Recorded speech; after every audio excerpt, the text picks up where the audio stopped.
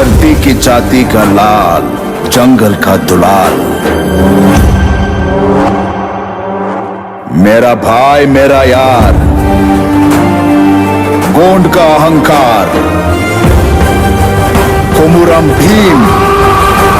जल जंगल जमीन का नारा सबसे पहले किसने दिया? कोमाराम भीम की असली कहानी क्या है? ट्रिपल आर मूवी में जूनियर एनटीआर के धांसू लुक की खास बातें क्या है? मैं आपका स्वागत करता हूं बॉलीग्राज के फिल्मी गलियारे में। साउथ के सुपरस्टार जूनियर एनटीआर की नई फिल्म आ रही है, नाम है ट्रिपल आर। फिल्म को Baahubali fame director S Rajamouli direct कर रहे हैं। फिल्म में जूनियर एनटीआर का फर्स्ट लुक रिलीज किया गया है। उन्होंने कोमाराम भीम का किरदार निभाया है। यह मूवी एक पीरियड ड्रामा फिल्म होगी। रिपोर्ट्स की माने तो फिल्म स्वतंत्रता सेनानी कोमाराम भीम और अल्लूरी सीताराम राजू के युवा दिनों पर फिक्शन स्टोरी होगी। इसे तेलुगु, हिंदी, तमिल, मलयालम और कन्नड़ में रिलीज किया जाएगा।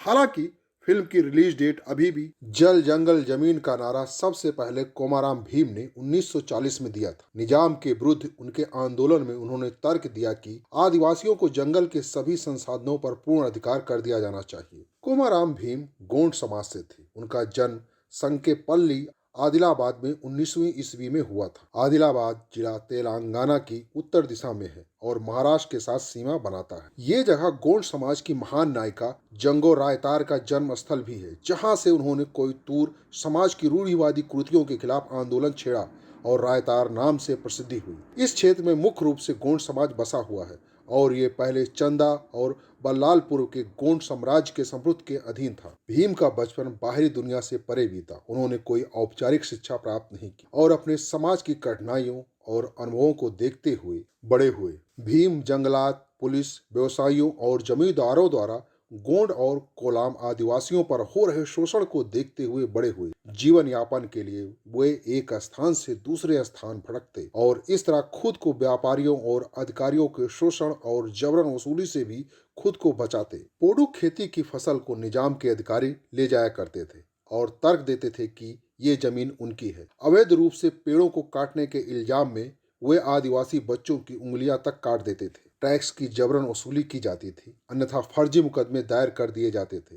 खेती के बाद हाथ में कुछ भी नहीं बचने पर लोग गांव से पलायन करने लगे। इन परिस्थितियों में आदिवासियों के अधिकार के लिए लड़ने के कारण फॉरेस्ट अधिकारियों ने भीम के पिता की हत्या कर दी। अपने पिता की हत्या के बाद भीम क्रोधित हुए और इसके बाद उनका परिवार संकेपल्ली से सरदारपुर चला गया। 1940 में अक्टूबर के महीने की बात है। एक दिन पटवारी लक्ष्मण राव, निजाम पट्टादार सिद्दीकी अन्य 10 लोगों के साथ गांव में आए और लोगों को गालियां देने लगे। वह खेती के बाद जबरन टैक्स वसूली के लिए परेशान करने लगे। लोगों ने इसका विरोध किया और इस संघर्ष में कोमराम भीम के हाथों सिद्दीकी की मौत हो गई। इस घटना के बाद भीम अपने साथी कोंडल के साथ पैदल चलते हुए चंद्रपुर चले गए। वहां एक प्रिंटिंग प्रेस के मालिक बिटोवा ने उनकी मदद की और दोनों को अपने साथ ले गए। बिटोवा उस समय निजाम और अंग्रेज के खिलाफ एक पत्रिका चला रहे थे। बिटोवा के साथ रहकर भीम ने अंग्रेजी, हिंदी और उर्दू सीखी। कुछ समय बाद पुलिस ने बिटोवा को गिरफ्तार कर लिया और प्रेस को बंद कर दिया। उसके बाद भीम मंचरियल रेलवे स्टेशन में मिले एक युवक के साथ चाय बागान में काम करने के लिए आसाम चले गए। वहां उन्होंने 4.5 वर्षों तक काम किया और कार्यरत होते हुए चाय बागान के मजदूरों के अधिकारों के लिए मालिकों के खिलाफ विरोध भी किया। इस संघर्ष के दौरान भीम गिरफ्तार कर लिए गए। 4 दिनों के बाद वे जेल से निकलने में कामयाब हुए और मालगाड़ी में सवार होकर बल्लार शाह स्टेशन पहुंचे। आसाम में रहने के दौरान उन्होंने अल्लूरी सीताराम राजू के बारे में सुना था, जो कि आदिवासियों के संघर्ष का नेतृत्व कर रहे थे। उन्होंने रामजी गोंड से भी आदर्श लिया, जिन्होंने आदिलाबाद में निजाम के अत्याचारों के खिलाफ आवाज उठाई थी। लौटने के बाद उन्होंने आदिवासियों के भविष्य के संघर्ष की योजना बनानी और लोगों को संगठित करना शुरू कर दिया। ट्रिपल आर में भीम की यही कहानी दिखाई जाएगी। अब ये देखना है कि एस राजामौली भीम को अपनी फिल्म में किस प्रकार से प्रस्तुत करते हैं। तूफानी समुंदर जिसके आगे खामोश हो जाए, हर सरताज जिसके आगे सर झुकाए, लहराते झंडे पर है जिसको नाज, बाहों में ताकत, आंखें जैसी बाज, धरती की छाती का लाल,